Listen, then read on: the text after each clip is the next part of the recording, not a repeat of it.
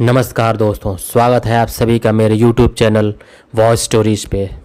दोस्तों, आज मैं आपको छत्रपति शिवाजी महाराज की कहानी सुनाऊंगा, लेकिन इसके पहले रोहित सुल्तानपुरी द्वारा लिखित छत्रपति महाराज शिवाजी के ऊपर एक कविता सुनाते हैं।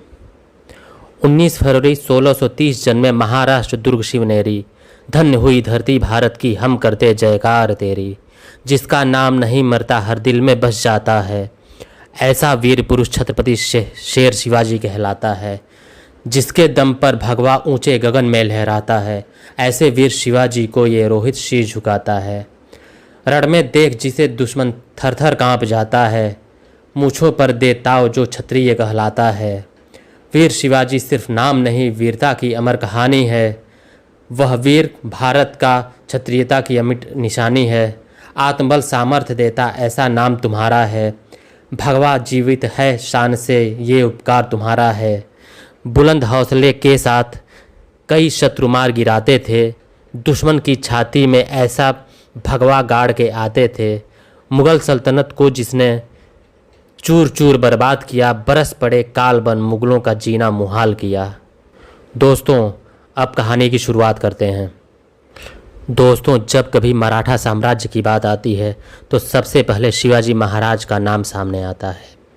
शिवाजी महाराज मराठा साम्राज्य के संस्थापक थे। वीर शिवाजी एक बहादुर, बुद्धिमान और निडर मराठा शासक थे। वे काफ़ी धार्मिक थे। बचपन में उन्हें रामायण और महाभारत पढ़ने का बहुत शौक था। शिवाजी महाराज का जन्म 19 फरवरी 1630 को माना जाता है, लेकिन आज भी शिवाजी की जन्म की तारीख को लेकर कई प्रश्न चिन्ह लगे हुए हैं। शिवाजी महाराज का जन्म पुणे के शिवनेरी किले में हुआ था। वीर शिवाजी का वास्तविक नाम शिवाजी भोसले था। इनके पिता का नाम शाहजी भोसले तथा माता का नाम जीजाबाई भोसले था। छत्रपति शिवाजी के पिता बीजापुर के सुल्तान की सेना के सेनापति थे। शिवाजी महाराज को बचपन में उनके दादाजी मालूजी भोसले ने राजनीति और युद्ध के गुर सिखाए। माता जीजाबाई ने शिवाजी को धार्मिक ग्रंथों का ज्ञान दिया। जब शिवाजी भोसले 15 साल के थे तब वे अपने दोस्तों के साथ किलाबंदी का खेल खेला करते थे। जैसे जैसे छत्रपति शिवाजी महाराज बड़े होते गए, वैसे वैसे ही शिवाजी पर हिंदू और मराठा साम्राज्य को आगे बढ़ाने की जिम्मेदारियां भी आ गईं। उन्हीं जिम्मेदारियों के साथ शिवाजी की शक्ति और बुद्धिमानी भी बढ़ने लगी। 17 वर्ष की उम्र में सन 1646 में शिवाजी महाराज ने युद्ध करना शुरू किया। युद्ध लड़ते लड़ते वीर शिवाजी ने तोड़, चाकन, कोंडाणा, ठाणे, कल्याण और भिवंडी जैसे किलों को मुल्ला अहमद से जीतकर मराठा साम्राज्य में शामिल किया। इस गतिविधि से आदिल शाह के साम्राज्य में हड़कंप मच गया। शिवाजी की शक्ति को देखकर आदिल खान घबराने लगा। उसकी सेना में छत्रपति शिवाजी के पिता शाहजी भोसले सेनाध्यक्ष थे। उसने शिवाजी को रोकने के लिए शाहजी को बंदी बनाया। ये देखकर शिवाजी ने कई वर्षों तक आदिल शाह से कोई युद्ध नहीं किया। उन वर्षों के भीतर शिवाजी ने अपनी सेना को मजबूत किया और देशमुखों को अपने साथ जोड़ा। शिवाजी भोसले ने उन वर्षों के भीतर एक विशाल सेना तैयार कर ली थी। इस सेना को 2 अलग अलग गुटों में बांट दिया गया था। सेना में घुड़सवार दल और थल सेना मौजूद थी। घुड़सवार दल की सेना की कमान नेताजी पालकर के हाथों में थी। थल सेना का नेतृत्व यशाजी कल के पास था। उस समय शिवाजी के साम्राज्य के अंतर्गत 40 किले आते थे। अफजल खान से युद्ध शिवाजी के जीवन की सबसे चर्चित और महत्वपूर्ण घटना थी। सन 1659 में बीजापुर की बड़ी साहिबा ने अफजल खान को 10,000 सैनिकों के साथ शिवाजी राजे पर आक्रमण करने के लिए भेज दिया।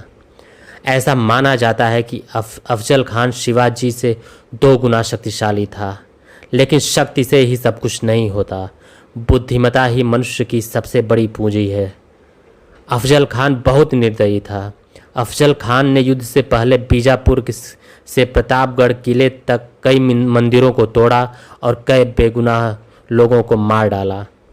उसने सोचा कि अगर मैं मंदिरों को तोड़ दूंगा तो शिवाजी बाहर आ जाएंगे। हुआ भी ऐसा ही। शिवाजी महाराज की सेना अफजल खान से छापामार तरीके से युद्ध लड़ी।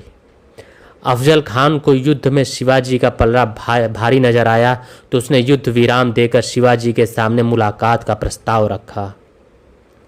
भोजन समाप्त होने के बाद अफजल खान शिवाजी से मिलने के बहाने चाकू मारना चाहता था, लेकिन शिवाजी ने लोहे से बना कवच पहन रखा था जिसमें से चाकू आर पार नहीं हो सका।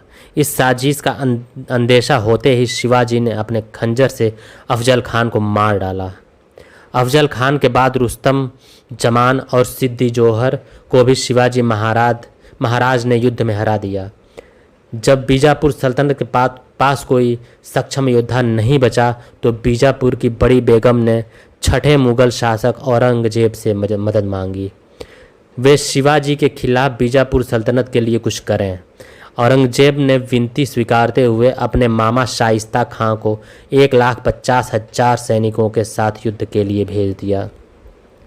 सेना ने पुणे पर हमला कर कब्जा कर लिया। शाइस्ता खान ने छत्रपति शिवाजी महाराज के निवास लाल महल पर कब्जा जमा लिया। जब शिवाजी राजे को ये सूचना मिली तो वे अपने 400 सैनिकों के साथ बाराती बनकर पुणे में गए। पुणे जाकर सेना ने रात में लाल महल में प्रवेश किया। जिस समय शाइस्ता खां की सेना आराम कर रही थी तब शिवाजी की सेना ने शाइस्ता खां और कुछ जागे हुए सिपाहियों पर लाल महल में हमला कर दिया। महल के अंदर की उस लड़ाई में शाइस्ता खां भाग निकला, लेकिन शिवाजी राजे ने तलवार से शाइस्ता खां की 3 उंगलियां काट दी थीं और युद्ध शाइस्ता खां हार गया था। शाइस्ता खां को हराने के बाद शिवाजी का युद्ध मुगल शासक औरंगजेब द्वारा भेजे गए योद्धा जय सिंह से हुआ।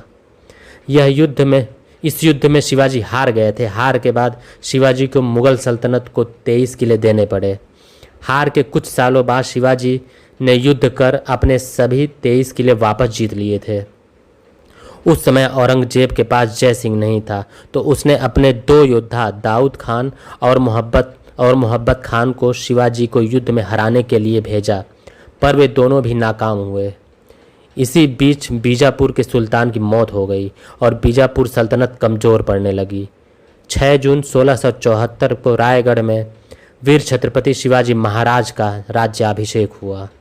सदियों बाद भारत में किसी राजा का हिंदू रीति रिवाज से राज्याभिषेक हुआ था। शिवाजी महाराज एक बेहतरीन योद्धा ही नहीं बल्कि एक बुद्धिमान शासक भी थे। उन्होंने मराठा साम्राज्य में जाति भेद खत्म कर दिया था।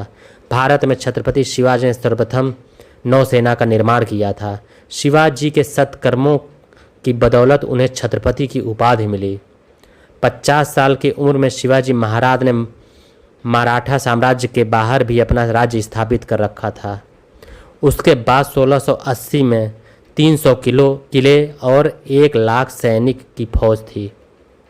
1680 की शुरुआत में शिवाजी का स्वास्थ्य कुछ ठीक नहीं था। वे बुखार और पेचिश से पीड़ित थे। अचानक शिवाजी भोंसले की 5 अप्रैल 1680 को मृत्यु हो गई। उनकी मृत्यु का कारण बुखार और पेचिश को माना जाता है, परंतु ऐसा भी माना जाता है कि उन्हीं के मंत्रियों द्वारा उनकी हत्या की साजिश रची गई थी, क्योंकि मंत्रियों को शिवाजी के कुछ निर्णय पसंद नहीं आ रहे थे। दोस्तों, इसी तरह की रोमांचक कहानियाँ सुनने के लिए मेरे चैनल को लाइक और सब्सक्राइब करना ना भूलें। जय हिंद।